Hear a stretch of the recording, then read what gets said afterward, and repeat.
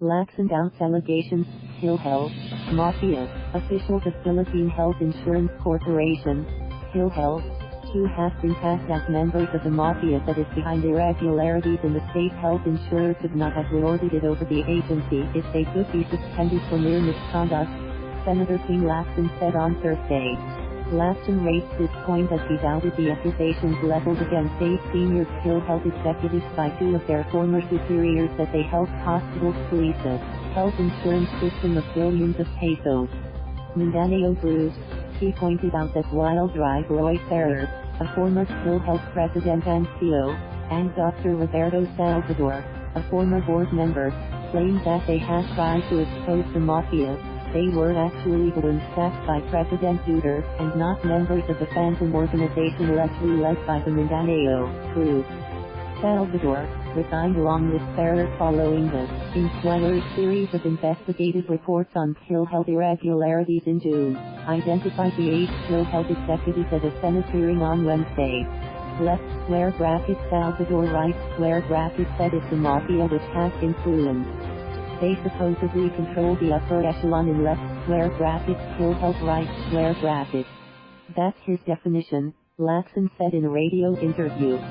What influence does this group wield? They were sent to other assignments and were suspended. Where's their influence if they were suspended one after the other? One of them was even suspended for a year and was again suspended. I cannot see the influence there, he said. Trivial cases Lacson said Ferrer and Salvador should expound and present evidence in the next hearing about the control that the group supposedly exerted over the PhilHealth leadership. Without sounding biased, I will use as basis the fact that the president actually removed those who were claiming that there's a mafia. We know that the president has the biggest source of information, right? He said. In fact, Lacson said, Ferrer and Salvador had admitted that the cases brought against the 8 were just administrative cases, ranging from insubordination to grave misconduct.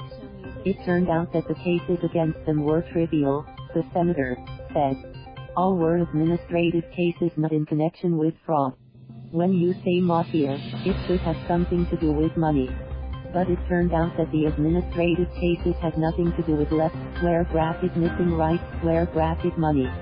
The 2 former PhilHealth officials also claimed that the 8 had refused to abide by the PhilHealth board's order transferring them to other posts.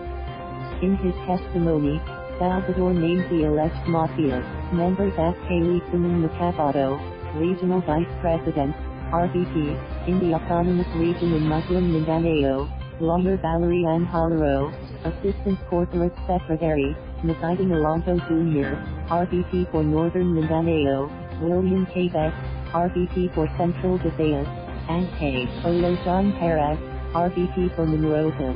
He also claimed the mafia included Dennis Adre, RVP for Davao, Jelbert Galicto, Legal Officer of Caracas, and Dr. Miriam Grace Pamonag, RVP for Central Mindanao. Vehement denial. The 8 vehemently denied the accusations as they unexpectedly appeared at the Senate hearing, taking Lacson and other senators who attended the inquiry by surprise. Lacson said even Senator Richard Borden, who presided over the hearing as head of the Senate Blue Ribbon Committee, did not expect that the alleged mafia members were already inside the hearing venue at the Senate session hall. In a statement, the 8 claimed Ferrer and Salvador were using them as scapegoats to cover up for the incompetence of PhilHealth's previous management. For being consistent advocates of reform, we have been subjected to retribution, they said. In line with our commitment to ensure that the access to health care is continuously enjoyed by the Filipino people, our group has submitted position papers since 2010 detailing flawed policies and red flags which could be indicative of fraud, the group said. Sadly, these warnings fell on deaf ears, leading to the sorry state PhilHealth finds itself in today, it claimed. The officials said they were unduly harassed by those who have been evicted from the acts we seek to halt. Ferrer's enemy, President Duterte will not tolerate any irregularity in the government, according to presidential spokesperson Salvador Paolo. In a press briefing on Thursday, Paolo denied claims that he and Mr. Duterte had discussed the alleged PhilHealth mafia, and that he did not understand it as a mafia or organized group. He spoke of a meeting with PhilHealth officials, during which the supposed enemies of Ferrer were mentioned. I think left square bracket at right square bracket during the meeting with them. There was a mention of the enemies of Dr. Roy and the President mentioned. I think you know them. I don't even remember who they are, but I know Dr. Roy had enemies who used to be from UP, University of the Philippines. I don't even know their names, Hainlo said. Report from Marlon Ramos and Julian Murillo.